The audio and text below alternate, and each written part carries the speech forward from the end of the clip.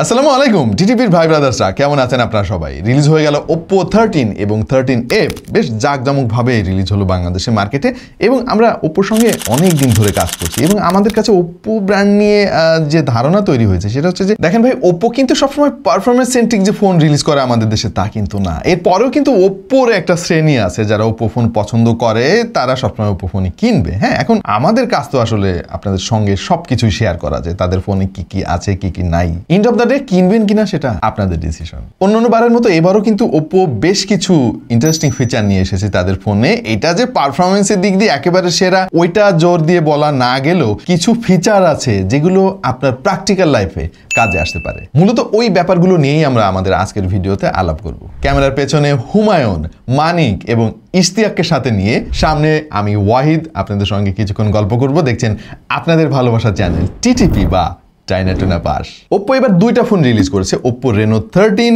এবং 13F। 13Fটাই সবচাইতে বেশি অ্যাফোর্ডেবল। সো চলুন আমরা আজকে 13F নিয়ে আলাপ করি, Oppo 13 নিয়ে না হয় অন্য একদিন আলাপ করা যাবে। যেমনটা হয় সাধারণত Oppo সবসময় ডিজাইনে একটু বেশ ভালোই ফোকাস করে, এবারও তার ব্যতিক্রম হয় নাই। তবে এবার তারা ডিজাইনে নতুনত্ব নিয়ে এসেছে, বিশেষ করে পেছনে একটা হিডেন প্যাটার্ন তারা ইউজ করেছে। খেয়াল করে দেখেন, কিছুটা প্রজাপতির পাখনার মতো। যখন আপনি এটা হালকাভাবে একটু নাড়াচাড়া করবেন আলোর বিপরীতে, দেখবেন জোস লাগে দেখতে। তবে হ্যাঁ, এইরকম ক্যামেরা বাম যে আমরা এর আগে দেখিনি সেটা না, এটা একেবারে সিম্পল রেখেছে তারা। তবে দরকারে কিছু লেন্স দিয়েছে, যেমন আলট্রা ওয়াইড সেন্সর। এই জিনিসটা আজকাল দেখাই যায় না। এনিওয়ে বেশ সলিড বিল্ডের এই ফোনটা, সেটা বলতে হবে। বেশ ডিউরেবল, হাত থেকে পড়ে গেলে হুটহাট করে ভেঙে যাওয়ার সম্ভাবনা নাই। ও ভাই, দামটা বলতে ভুলে গেছি, সরি।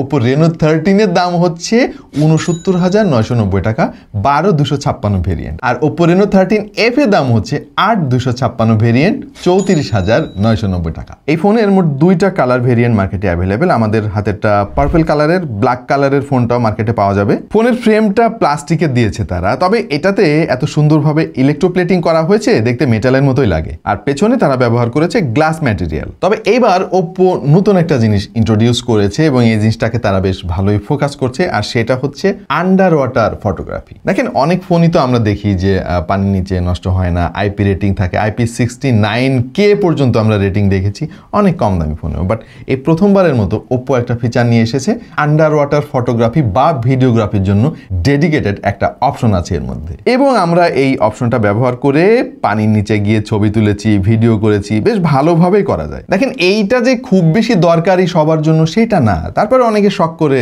পানির নিচে গিয়ে ছবি টবি তুলতে পছন্দ করতে পারেন, তাদের জন্য হয়তো কাজে আসবে। এবং এই ফোনটা নষ্ট হবে না মোটামুটি সেটা বোঝাই যাচ্ছে, যেহেতু ভালো রেটিং আছে। তবে আমি রিকমেন্ড করব এই কাজগুলো নিয়মিত না করাই ভালো। এনিওয়ে, আন্ডার ওয়াটার ফটোগ্রাফি ফিচারটা অন করলে ডিসপ্লে টাচ সেন্সিটিভিটি কাজ করবে না এবং পাওয়ার বাটনের সঙ্গে ভলিউম রকারের এই নির্দেশনাগুলো অনুসরণ করে আপনি ছবি তুলতে পারবেন। ছবি তোলা যাবে শুধুমাত্র রেয়ারের ক্যামেরা দিয়ে। পানির নিচে তোলা ছবিগুলো দেখেই বুঝতে পারছেন ছবিগুলো বেশ চমৎকার এবং বেশ ক্ল্যারিটি রয়েছে। যারা নতুন কিছু ডিসকভার করতে চান তাদের জন্য এটা বেশ কাজে আসতে পারে। পাশাপাশি এই ফোনটা কিন্তু বেশ ভালোই পানি নিরোধক। আমরা বিভিন্নভাবে এটাকে চুবিয়েছি, ছুঁড়ে মেরেছি, সুইমিং পুলের মধ্যে ঝাপাঝাপি করেছি, বাট এখনো পর্যন্ত ফোনগুলো অক্ষতই রয়েছে। Oppo সবসময় তাদের ফোনে ক্যামেরার উপরে বেশ ভালোই ফোকাস করে ডিজাইনের মতো করে, এবং এবারও তার ব্যতিক্রম হয় নাই। 50 মেগাপিক্সেলের মেইন সেন্সর রয়েছে, এর পেছনে সঙ্গে রয়েছে 8 মেগাপিক্সেলের একটা আলট্রা ওয়াইড শুটার, আর পাশাপাশি 2 মেগাপিক্সেলের একটা ম্যাক্রো শুটার, আর সামনে রয়েছে 32 মেগাপিক্সেলের মেইন সেন্সর। ওয়েল, ক্যামেরার স্যাম্পল তো অবশ্যই আপনাদেরকে দেখাবো, বাট তার আগে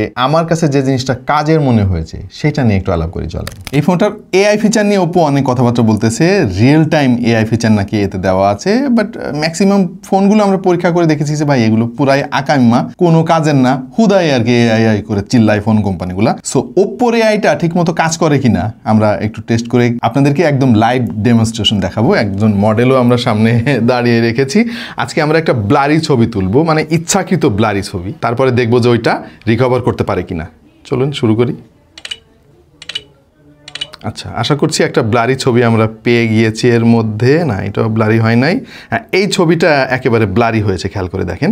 আমরা এই ছবিটাকে ঠিক করার চেষ্টা করব। এর জন্য আমরা চলে যাব এডিটিং ফিচারে, তারপরে যাব AI এডিটরে। এখানে আনব্লার নামক একটা অপশন আছে, আনব্লারে আমি প্রেস করেছি, ও কিন্তু প্রসেসিং শুরু করে দিয়েছে। দেখা যাক কি রেজাল্ট আসে। অলরাইট, আনব্লার করা শেষ। এইবার আমরা একটু কম্পেয়ার করে দেখব। খেয়াল করে দেখেন, প্রচুর ডিটেইল কিন্তু ফিরিয়ে এনেছে। এবং আমরা যদি একটু কম্পেয়ার করি, এই দেখেন আগের অবস্থা, এই হচ্ছে পরের অবস্থা। Oh my god, this is outstanding result. So practical লাইফে কিন্তু এটা অনেক কাজে আসবে। ধরেন ছবি তুলতে গেলে হঠাৎ করে গুরুত্বপূর্ণ একটা মোমেন্টের ছবি এরকম ঝাপসা হয়ে গেল, আপনি সেটা রিকভার করতে পারবেন। So this is crazy. AI eraser নামক একটা ফাংশন আছে, অনেক ফোনে আমরা দেখেছি ভাই পুরা উল্টোপাল্টা রেজাল্ট দেখায় আমাদেরকে, বাট ওপ্পোর এআইটা আবার ভালো। এর আগেও আমরা ট্রাই করে দেখেছি, আরেকবার দেখি। এই ছবিটাতে আমরা এই ভদ্রলোককে একটু রিমুভ করতে চাই, তো তার জন্য আমরা যাব এডিটে, এডিট থেকে যাব এআই এডিটরে, এরপর এআই ইরেজার। আমি জাস্ট আঙ্গুল দিয়ে এই জায়গাটা একটু সিলেক্ট করতে চাই। এই যে সিলেক্ট করেছি, এই ভদ্রলোককে ও কিন্তু অটোমেটিক্যালি ডিটেক্ট করবে। হ্যাঁ, ডিটেক্ট করেছে এবং প্রসেসিং শুরু হয়ে গিয়েছে। টাডা! খেয়াল করে দেখেন এই জায়গা এত সুন্দর করে ও রিপ্লেস করেছে এলিমেন্ট দিয়ে, যেটা মানে খুবই ন্যাচারাল মনে হচ্ছে আমার কাছে। একটু কম্পেয়ার করে আপনাদেরকে দেখাই, খেয়াল করে দেখেন এই জায়গায় এই রাস্তাটা সে তৈরি করে দিয়েছে, এই গাছের অংশটুকু তৈরি করে দিয়েছে এবং খুবই ন্যাচারাল লাগছে কিন্তু দেখতে। So this is outstanding. AI ফিচারগুলো বাদ দিলেও এর যে ফটোগ্রাফি কোয়ালিটি সেটা কিন্তু যথেষ্ট সন্তোষজনক মনে হয়েছে আমাদের টেস্টিংয়ে। আমরা বিভিন্ন লাইটিং কন্ডিশনে এই ক্যামেরাটা দিয়ে ছবি তুলেছি এবং বেশ ভালো ছবি পেয়েছি। অবশ্য লো লাইটে গেলে একটু পারফরমেন্স ড্রপ করে, প্রচুর নয়েজ চলে আসে। তবে আলট্রাওয়াইড সেন্সর এবং মেইন সেন্সরের কালার টোন মোটামুটি একই ছিল, কিছুটা ওয়ার্মিশ টাইপের এবং শ্যাডো এরিয়া এক্সপোজ করতে গিয়ে মাঝে মাঝে একটু নয়েজ ক্রিয়েট করে ফেলে। তবে ডাইনামিক রেঞ্জ আবার ঠিকঠাক মতো পেয়েছি, ছবিতে যথেষ্ট ডিটেল পেয়েছি আমরা। এক্সপোজার কন্ট্রোলিং এ মাঝে মাঝে একটু গন্ডগোল হতে দেখা যায়, তবে এটা আসলে এই দামের ফোনের জন্য একটা স্বাভাবিক ব্যাপার। ভিডিও করা যাবে সর্বোচ্চ 1080p রেজুলেশনে 60 fps এ। এতে যে চিপসেট ব্যবহার করা হয়েছে সেটা দিয়ে আসলে 4K রেকর্ড করা যায় না, 2K করা যায়, তবে তারা দেয় নাই এখানে। এবং ভিডিওগ্রাফির স্টাবিলাইজেশন ডিসেন্ট মনে হয়েছে আমাদের কাছে। এবং ইন কেস আপনি যদি এর ফ্রন্ট ক্যামেরা স্যাম্পল দেখতে চান তাহলে দেখে নিন, বেশ ভালোই ওয়াইড মনে হচ্ছে, কালার টোন সব ঠিকঠাকই আছে এবং যে আওয়াজ শুনতে পাচ্ছেন এই মুহূর্তে সেটা সরাসরি ফোন থেকে রেকর্ড করা। এখনকার অধিকাংশ ফোনে আমরা একটা স্ট্যান্ডার্ড দেখতে পাচ্ছি, সেটা হচ্ছে অ্যামোলেড ডিসপ্লে এবং সেটা 6.6 থেকে শুরু করে 7-এর আশেপাশে হয় বেসিক্যালি, এবং 120 হার্জের রিফ্রেশ রেট। এই ফোনটাও এক্স্যাক্টলি সে ডিসপ্লে আপনাকে দেবে। ডিসপ্লেটা যথেষ্ট সুন্দর, কালারফুল, ভিভিড, শার্পনেসের অভাব নাই। তবে যেটার অভাব আমি বোধ করেছি সেটা হলো এর ব্রাইটনেস। ইনডোরে ঠিকঠাক থাকলেও আউটডোরে গেলে একটু স্ট্রাগল করতে হতে পারে আপনাকে মাঝে মাঝে। এর টিপিক্যাল ব্রাইটনেস 600 নিটস এবং হাই ব্রাইটনেস মোডে 1200 নিট পর্যন্ত ম্যাক্সিমাম ব্রাইটনেস পাবেন আপনি। অলরাইট, স্পেক নিয়ে একটু আলাপ করা যাক। এই জায়গায় এসে একটু হতাশ হয়েছি আমরা। এখানে তারা ব্যবহার করেছে মিডিয়াটেকের হেলিও G100। ওয়েল, 35,000 টাকা দামের একটা ফোনে G100 এটা আসলে অ্যাকসেপ্টেবল না, বাট ওপ্পো সবসময় আসলে ওই স্পেকের দিকে ফোকাস না করে অন্যান্য আরও কিছু জিনিস দেয় যেগুলো প্র্যাকটিক্যাল লাইফে আমাদের জন্য বেশ কাজে আসে। আরেকটা জিনিস নিয়ে আমার কমপ্লেন আছে, আর সেটা হচ্ছে এর ইন্টারনাল স্টোরেজ, যেটা তারা ইউজ করেছে UFS 2.2। আমার মনে হয় এখানে UFS 2-তে না থেকে 35,000 টাকা দামের একটা ফোনে UFS 3-তে আসা উচিত। অ্যান্ড্রয়েড 15 পাবেন আউট অফ দ্য বক্স, সেই সঙ্গে রয়েছে ColorOS 15। ওয়েল, ColorOS কিন্তু এই মুহূর্তে one of the best UI for Android. এটা কিছুটা অক্সিজেন OS এর মতো হয়ে গিয়েছে এখন, যথেষ্ট ম্যাচিউরড একটা UI, কোনো বাগ নেই, কোনো হিকাপ বা ল্যাগ ইস্যু নাই। আই মিন অনেক নেগেটিভ দিকের মধ্যে এর UIটা কিন্তু বেশ জল করে আছে। এবং পারফরমেন্স নিয়ে আসলে নতুন করে বলার কিছু নাই। মিডিয়াটেক G99 এবং G100 দুইটা তো প্রায় একই রকম চিপসেট, এগুলো নিয়ে অনেক কথা আমরা বলেছি। ডিসেন্ট টাইপের পারফরমেন্স আপনারা পাবেন, টুকটাক গেমিং করতে পারবেন, তবে প্রফেশনালদের জন্য আসলে আমি এটা সাজেস্ট করবো না। ওভারঅল ডে টু ডে লাইফে খুব বেশি প্যারা আপনাকে খাইতে হবে না। মাল্টিটাস্কিং এক্সপিরিয়েন্স বেশ ভালোই ছিল।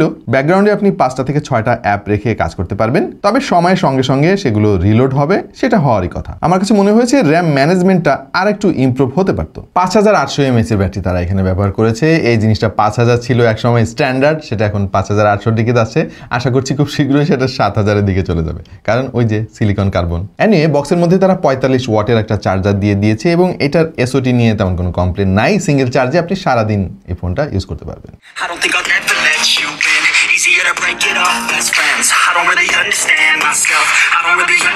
ভাই, এটার লাউড স্পিকারের আমি প্রেমে পড়ে গিয়েছি। নর্মালি ওপ্পোর ফোনে এত সুন্দর স্পিকার দেখা যায় না ভাই, ইমানে কইতাছি। এটা স্টেরিও স্পিকার আছে, ওটা তো থাকবেই এই দামের একটা ফোনে, বাট এটার যে ক্লারিটি, এটার যে বেজ, এটা মানে একদম ফ্ল্যাগশিপ গ্রেডের আমার কাছে মনে হলো। জানি না গন্ডগোলটা কোথায়, বাট যা আমার কাছে ফিল হইলো সেটাই বললাম। সেই সঙ্গে এর যে হ্যাপটিক ফিডব্যাক আমার কাছে ঠিকঠাক মনে হলো। সো এই সমস্ত ব্যাপার নিয়ে আপনাকে প্যারা খাইতে হবে না, যেমন এর network reception, wifi signal, data speed সবকিছু আমাদের কাছে ডিসেন্ট কনভিনিয়েন্ট মনে হয়েছে। এখন এই ফোনটা আপনি কিনবেন কি কিনবেন না সেটা তো ডেফিনেটলি আপনার ডিসিশন, আপনার টাকা।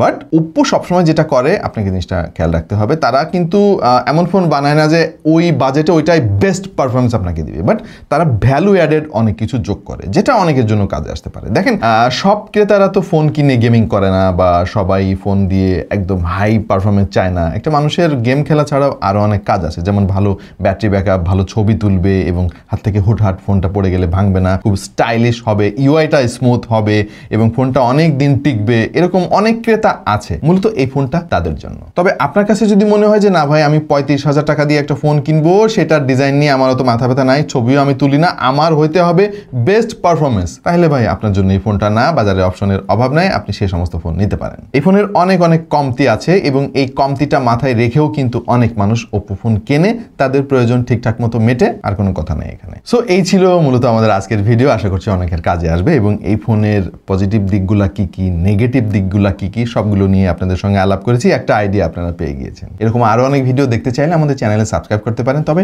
নোটিফিকেশনটা অবশ্যই অন করে দিন, তাহলে আমাদের পাবলিশ করা ভিডিওর আপডেট সবার আগে পেয়ে যাবেন আপনার ফোনে। দেখা যাবে অন্য কোনো ভিডিওতে ভিন্ন কোনো বিষয় নিয়ে। সে পর্যন্ত সবাই ভালো থাকুন, সুস্থ থাকুন আর দেখতে থাকুন টেক টু দ্য পয়েন্ট।